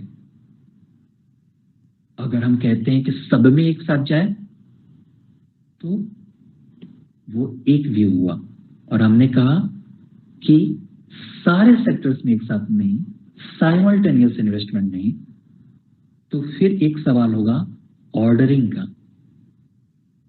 तो वो ऑर्डर्स कैसे हो? क्या पहले एग्रीकल्चर में, उसके बाद इंडस्ट्री में? अगर इंडस्ट्री में तो पहले आयरन स्टील में, या पहले कोल, कहां पर? तो ये दोनों ही बैलेंस्ड और अनबैलेंस्ड एक ही बात कहते हैं कि a certain quantum of investment is required to initiate economic development, but they differ regarding the precise composition, direction and timing of investment. Means ये जो दोनों स्कूल्स हैं, बैलेंस्ड एंड अनबैलेंस्ड, वो डिफर करते हैं जो एलोकेशन ऑफ टोटल इन्वेस्टमेंट है और जो उनका स्ट्रक्चर है उसके रेस्पेक्ट में। तो इस टॉपिक पे आने के पहले मुझे लगता है कि बैकग्राउंड ठीक ठाक आपको मैंने समझाने की कोशिश की। अब बैलेंस्ड ग्रोथ स्ट्रेटजी को आज मैं इंट्रोड्यूस करूंगा, थोड़ी देर और पढ़ाऊंगा। अब इसके मेन एडवोकेट्स हैं, इनके नाम आप याद रखना। अगर आगे भी आप लेते हो, नेट वगैरह के एग्जाम देते हो, तो ये नाम आते रहते हैं बार बार। नर्स, रोडान और लेविस, ये तीन इसके मेन एडवोकेट्स थे। अब इनका जो मत था, जो बैलेंस्ड ग्रोथ स्ट्रेटजी का मत था, ये कहता है कि इन an under developed economy the flow of investment should be simultaneously directed in severally mutually complementary fields to ensure the success of individual enterprises in each field. इस लाइन को हम वापस बार बार लौटेंगे इसको ठीक से समझने के लिए, पर एक बार फिर से मैं इसको पढ़ता हूं। The flow of investment should be simultaneously directed. Simultaneously means एक साथ,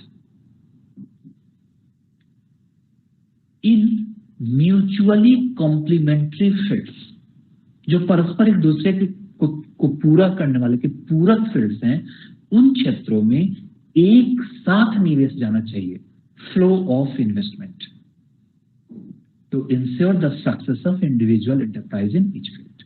हर फील्ड में जो इंडिविजुअल एंटरप्राइज है वो सक्सेसफुल रहे, इसके लिए जरूरी क्या है कि जो म्यूचुअली कॉम्प्लीमेंट्री फील्ड्स हैं उनमें फ्लो ऑफ इन्वेस्टमेंट साइमल्टेनियस हो, एक साथ हो। अब इस बात को समझने के लिए रोडान ने एक एग्जाम्पल दिया था सूप फैक्ट्री का, जिसको नर्स ने भी यूज किया था उस कॉन्सेप्ट को। अब इस सूप फैक्ट्री का एग्जाम्पल क्या कहता है? मान लो कोई एरिया है, कोई क्लोज्ड इकोनॉमी है। क्लोज्ड इकोनॉमी और ओपन इकोनॉमी का कॉन्सेप्ट आप समझते हैं। कोई क्लोज्ड इकोनॉमी है means rest of the world के साथ उसका ट्रांजैक्शन नहीं है। If 100 workers who had disguised employment, who were in disguised unemployment, इसका भी मतलब समझ रहे हैं, हमने समझा है डिस्गाइज्ड अनएम्प्लॉयमेंट में जहां भी वो एम्प्लॉयड है वहां उनकी मार्जिनल प्रोडक्टिविटी 0 है। तो if 100 workers who were in a disguised unemployment नहीं, disguised employment were put into soup factory, अब उससे क्या होगा? वो डिस्गाइज्ड एम्प्लॉयड थे या डिस्गाइज्ड अनएम्प्लॉयड थे, छुपी हुई बेरोजगारी या ऐसा रोजगार जो उन्हें लग तो रहा है कि रोजगार में है पर उनकी मार्जिनल प्रोडक्टिविटी 0 है। उनको एक सूप फैक्ट्री में, जूता बनाने वाली फैक्ट्री में डाल दिया गया। अब इससे होगा क्या? Their wages would constitute additional income, means economy में एडिशनल इनकम जनरेट हुई, जो इनको वेजेस मिली थी उससे एडिशनल इनकम जनरेट हुई। अब क्या होगा? If the newly employed workers spent all of their additional income on sewage they produce, the soup factory would find a market and would succeed. 100 को हमने उस सूप फैक्ट्री में डाला, जो एडिशनल इनकम जनरेट हुई, उन्होंने क्या किया? उस एडिशनल इनकम को spend all of their income on the shoes they produce. जो जूते वो प्रोड्यूस कर रहे हैं उन्होंने उन्हीं जूतों पे, उन जूतों को बनाने से जो उनको मजदूरी मिली थी, जो इनकम जनरेट हुआ था, जो उनकी आय हुई थी, उन्होंने उन्हीं जूतों पर खर्च कर दिया। परिणाम क्या हुआ? जो सूप फैक्ट्री है उसको एक मार्केट मिल गया, एक बाजार मिल गया, एंड दैट वुड सक्सीड। और वो जो सूप फैक्ट्री में इन्वेस्टमेंट था वो सफल रहा। पर क्या ऐसा होगा? They would not spend all of their additional income on सूज। कभी भी ऐसा नहीं होगा, क्योंकि उनकी जरूरत सिर्फ सूज तो नहीं है ना। तो ये जो एडिशनल इनकम इकोनॉमी में जनरेट हुई है, the entire income will never be spent on only one good.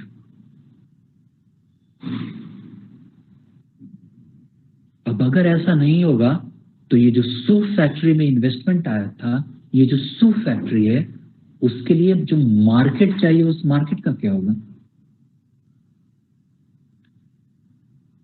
कोई इजी सॉल्यूशन नहीं है इसका। There is no easy solution of creating an additional market in this way. इस तरीके से कहीं कोई मार्केट क्रिएट नहीं होता है। सेज लॉ क्या कहता है? सेज लॉ कोई मुझे बताएगा? सेज लॉ तो अब तक आप लोग पढ़ चुके होंगे। Supply creates its own demand.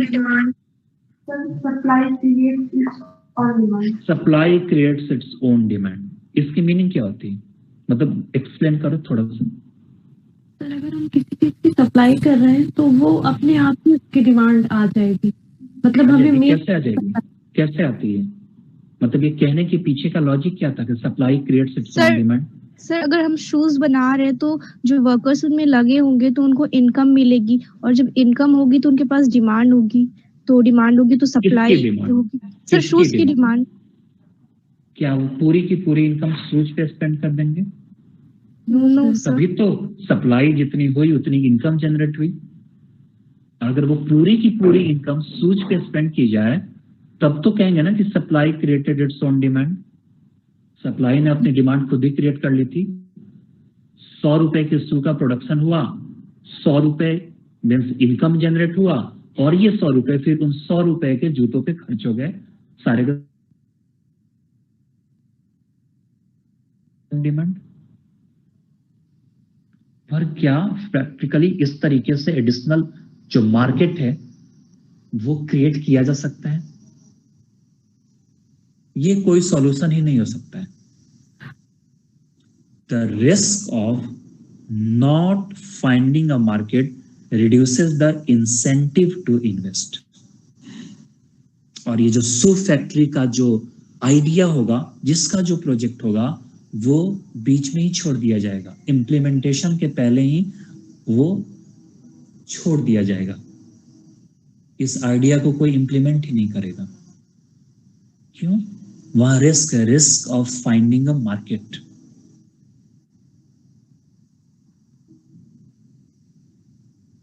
इसकी कोई गारंटी नहीं हो सकती और ये कोई प्रैक्टिकल सॉल्यूशन नहीं है कि जो भी एडिशनल इनकम शू फैक्ट्री में जनरेट होगी that will entirely be spent on the produce of that factory. उसके प्रोडक्ट पे ही उस फैक्ट्री के प्रोडक्ट पे ही सारी एडिशनल इनकम स्पेंड कर दी जाए, ये इम्पॉसिबल है। न तो प्रैक्टिकल है, न ही इसकी संभावना है। तो फिर मार्केट, वो रिस्क है कि मार्केट कहां से आएगा?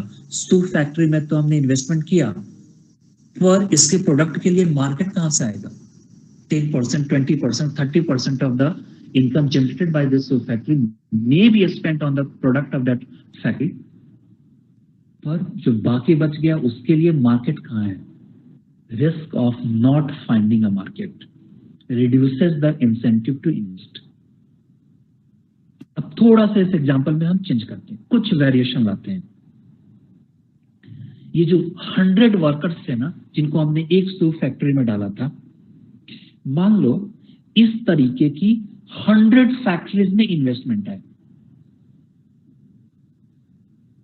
100 फैक्ट्रीज, डिफरेंट टाइप के प्रोडक्ट्स, शू भी बन रहा है, सेम मशीन भी बन रही है, रेफ्रिजरेटर भी बन रहा है, शर्ट्स का भी प्रोडक्शन हो रहा है, लैपटॉप का भी प्रोडक्शन हो रहा है, ऑटोमोबाइल्स का भी प्रोडक्शन हो रहा है।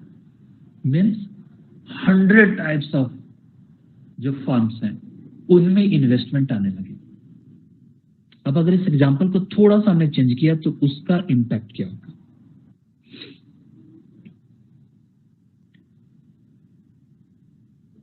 अब ये जो न्यूली एम्प्लॉयड वर्कर्स हैं, एडिशनल इनकम जनरेट होगा। पहले एक शू फैक्ट्री के थ्रू हो रहा था, अब ये जो 100 फैक्ट्रीज हैं जो डिफरेंट टाइप्स की गुड्स प्रोड्यूस कर रही हैं,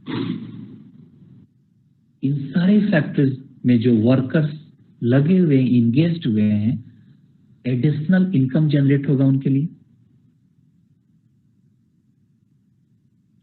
the new producers would be each others customers.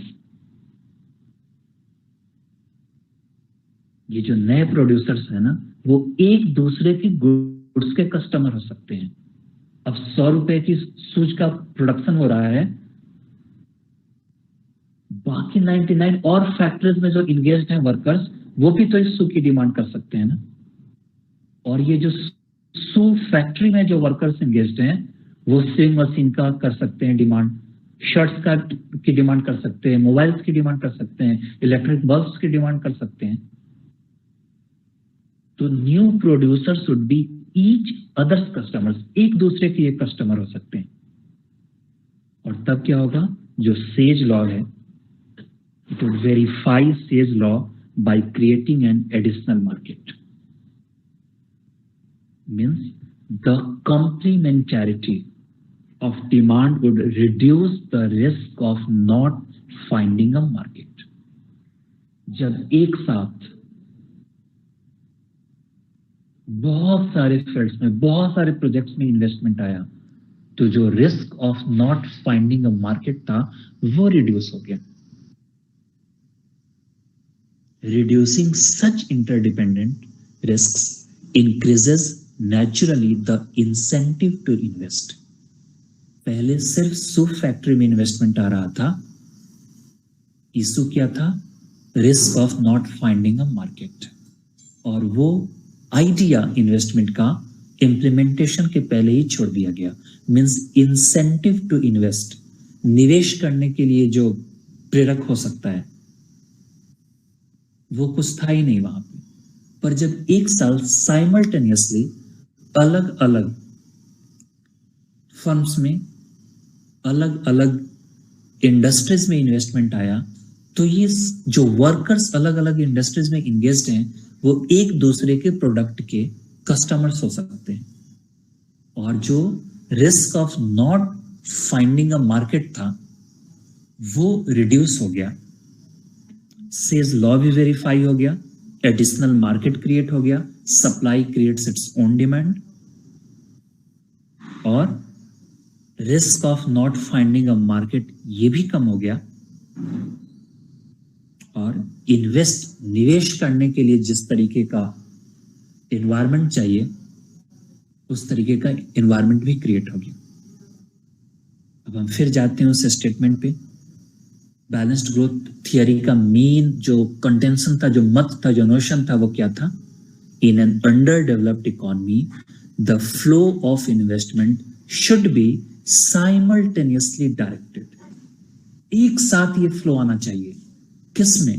In mutually complementary fields to ensure the success of individual enterprises in each field. अब सू फैक्ट्री भी सक्सेसफुल रहेगा, उसके लिए एडिशनल मार्केट है. ये एडिशनल मार्केट का कैसे आया? ये जो वर्कर्स है इंगेज्ड इन अदर इंडस्ट्रीज. अब इसको समझाने के लिए रोडान ने 3 इनडिविजिबिलिटीज की बात की. अविभाज्यता,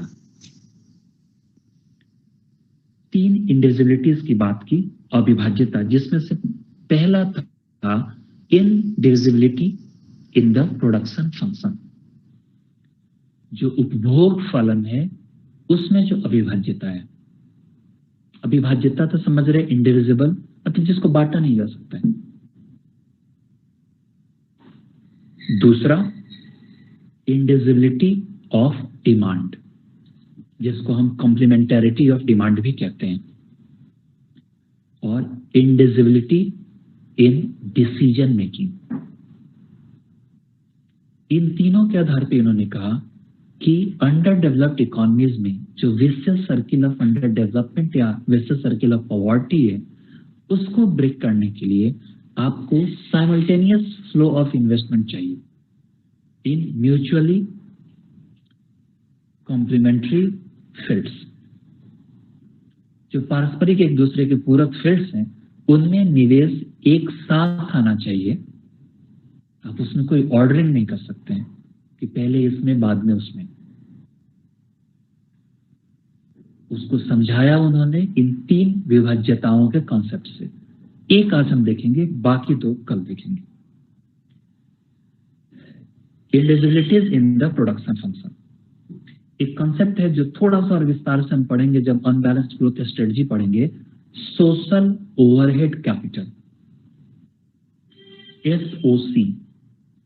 इसमें क्या आता है? 2 कॉन्सेप्ट्स हम पढ़ते हैं, social overhead capital and directly productive activities. Directly productive activities जैसे एग्रीकल्चर, इंडस्ट्रियल एक्टिविटीज, ये सारी चीजें आ गई. दूसरा है जो प्रोड्यूस नहीं करता है, जहां कुछ प्रोड्यूस नहीं हो रहा है पर वो प्रोडक्शन को असिस्ट करता है, वही है सोशल ओवरहेड कैपिटल, जिसको थोड़े से कम कठिन वर्ड में कहें तो हम इंफ्रास्ट्रक्चर भी कहते हैं. जिसमें आया power, transport, communications, housing etcetera.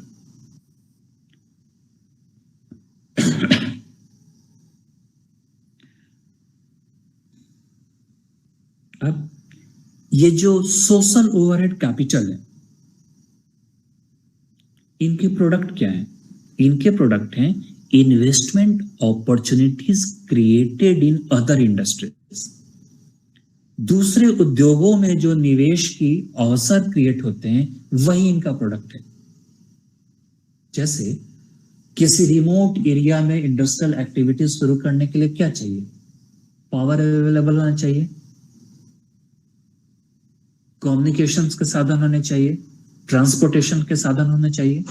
तो अगर हमने पावर दे दिया, ट्रांसपोर्टेशन दे दिया, कम्युनिकेशन फैसिलिटीज दे दी, तो हमने इन्वेस्टमेंट अपॉर्चुनिटीज क्रिएट किया ना।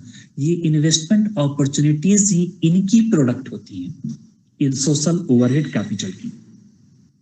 Most important products are investment opportunities created in other industries. लेकिन इन सोशल ओवरहेड कैपिटल को क्रिएट करने के लिए क्या चाहिए? A great minimum size. अब एक थर्मल पावर प्लांट आपको लगाना है। आप कोई इंडस्ट्री एस्टेब्लिश करना चाहते हैं जहां जो रिक्वायरमेंट है वो 100 मेगावाट की है, तो आप 100 मेगावाट का ही थर्मल पावर प्लांट तो एस्टेब्लिश करेंगे नहीं, क्योंकि जो उसका फिक्स्ड कॉस्ट है वो बहुत हाई है। और इतनी छोटी कैपेसिटी के साथ अगर थर्मल पावर प्लांट बना रहे हैं तो वो यूजलेस है, वो प्रैक्टिकल नहीं है, वायबल नहीं है, इकोनॉमिकली वायबल नहीं है। तो इनका एक मिनिमम साइज होता है जो मिनिमम होते हुए भी बहुत बड़ा होता है, अ ग्रेट मिनिमम साइज। अब अगर ये ग्रेट मिनिमम साइज है तो उसका कॉन्सिक्वेंस क्या है? इनिशियल पीरियड में जो अंडर डेवलप्ड इकोनॉमीज हैं उनमें इनिशियल पीरियड में एक्सेस कैपेसिटी होती है। मींस जितनी उनकी जरूरत है उससे ज्यादा कैपेसिटी उनके पास है। एक्सेस कैपेसिटी का कॉन्सेप्ट आपने शायद माइक्रो इकोनॉमिक्स में पढ़ा होगा या पढ़ेंगे। तो इनका एक ग्रेट मिनिमम साइज होता है, उससे छोटी ये हो नहीं सकती, डिविजिबल नहीं हो सकती। एक बस है, उसमें सीटिंग कैपेसिटी 40 है, हमको सिर्फ 10 लोगों को ही ट्रांसपोर्टेशन की सुविधा देनी है। हम बस को, हाँ, छोटी बड़ी बसेस कर सकते हैं, पर मान लीजिए जो सबसे छोटी बस अवेलेबल है उसमें भी 30 की कैपेसिटी है, सीटिंग कैपेसिटी। हम सिर्फ 10 को ट्रांसपोर्टेशन की सुविधा देना चाहते हैं, उसको डिवाइड तो नहीं कर सकते। एक थर्मल पावर प्लांट बनाया, रिक्वायरमेंट हमारी बहुत कम है, मींस एक्सेस कैपेसिटी हमारे पास अवेलेबल है। और अंडर डेवलप्ड इकोनॉमी के इनिशियल पीरियड्स में जो ये एक्सेस कैपेसिटी है वो अनअवॉइडेबल है, वो होगा ही होगा। दूसरा, ये जो सोशल ओवरहेड कैपिटल है ये इरिवर्सिबल इन टाइम होता है। जैसे हमने कहा ना कि एक डायरेक्टली प्रोडक्टिव एक्टिविटीज होती है, एग्रीकल्चर, इंडस्ट्री, तो ये इरिवर्सिबल इन टाइम है। मींस सोशल ओवरहेड कैपिटल में इन्वेस्टमेंट डीपीए से पहले आना चाहिए। ये मत था बैलेंस्ड ग्रोथ स्ट्रेटजी का कि सोशल ओवरहेड कैपिटल में इन्वेस्टमेंट इन social overhead capital must preceded other directly productive investment. Means पहले आपको कम्युनिकेशन, ट्रांसपोर्टेशन, पावर, ये फैसिलिटीज प्रोवाइड करनी होगी, इनमें इन्वेस्टमेंट करना होगा। ये डायरेक्टली प्रोडक्टिव एक्टिविटीज के लिए अपॉर्चुनिटीज क्रिएट करेंगे कि उनमें इन्वेस्टमेंट है। इनकी सर्विसेज इंपोर्ट नहीं की जा सकती। ये सारी मैं इंडिविजिबिलिटीज बता रहा हूं। एक मिनिमम साइज होगा, इस मिनिमम साइज एक एक्सेस कैपेसिटी प्रोवाइड करेगा अंडर डेवलप्ड इकोनॉमी में।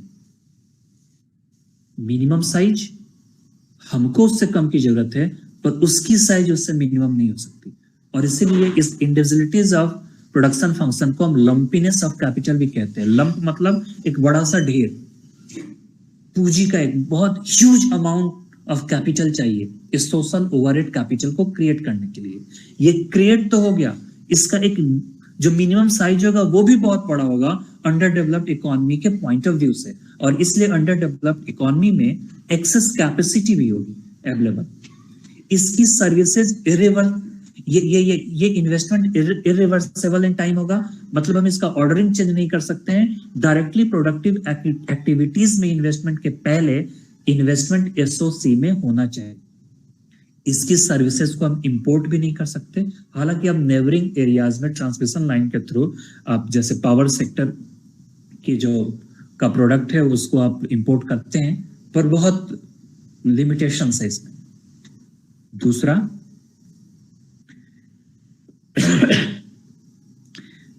जो इसके कैरेक्टरिस्टिक्स हैं वो क्या है, हाई मिनिमम ड्यूरेबिलिटी, मतलब लंबे दौर तक ये बना रहता है।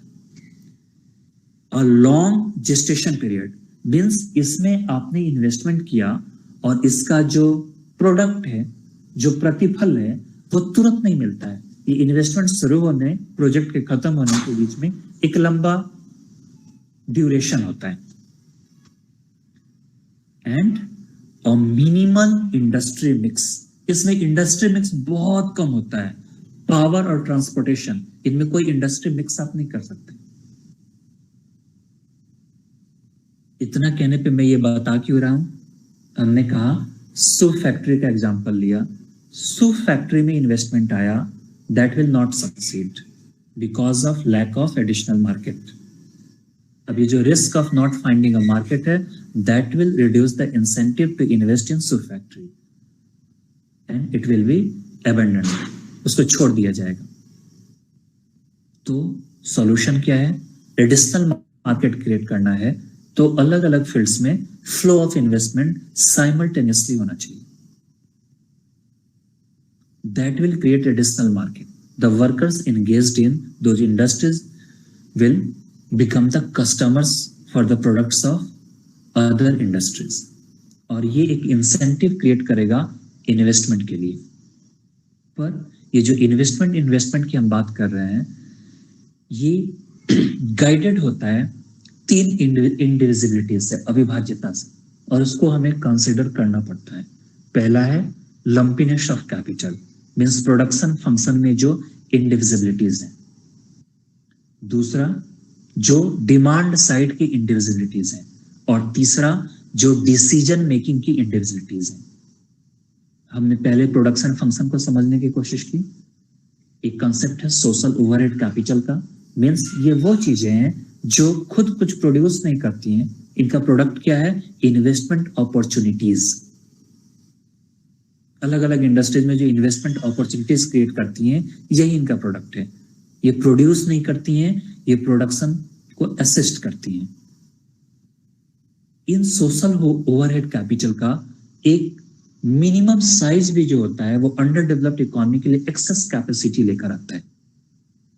अब अगर हम सिर्फ सूप फैक्ट्री में इन्वेस्टमेंट करना चाहते हैं और उसके लिए हमें ट्रांसपोर्टेशन की सुविधा देनी होगी, कम्युनिकेशन की सुविधा देनी होगी, हमें ट्रांसमिशन लाइन बिछाने होंगे, पावर की अवेलेबिलिटी करनी होगी, और इन्वेस्टमेंट कहाँ आया, सिर्फ सूप फैक्ट्री में। तो ये जो एक्सेस कैपेसिटी है वो तो ऐसे ही बर्बाद हो रही है ना। तो जो इंडिविजुअलिटी ऑफ प्रोडक्शन फंक्शन है, ये डिमांड करता है कि साइमल्टेनियस इन्वेस्टमेंट हो अलग अलग सेक्टर्स में, सिर्फ एक फैक्ट्री 2 फैक्ट्री नहीं। क्योंकि जो सोशल ओवरहेड कैपिटल का प्रोडक्शन का क्रिएशन है, वो ह्यूज अमाउंट ऑफ इन्वेस्टमेंट की रिक्वायरमेंट रखता है, और उसके बाद जो वो कैपेसिटी जनरेट करता है उसका फुल्ली यूटिलाइजेशन होना चाहिए। और ये फुल यूटिलाइजेशन तभी हो सकता है जब साइमल्टेनियसली डिफरेंट सेक्टर्स में इन्वेस्टमेंट आए। दूसरा है इंडिविजुअलिटी ऑफ डिमांड, जो कल करेंगे।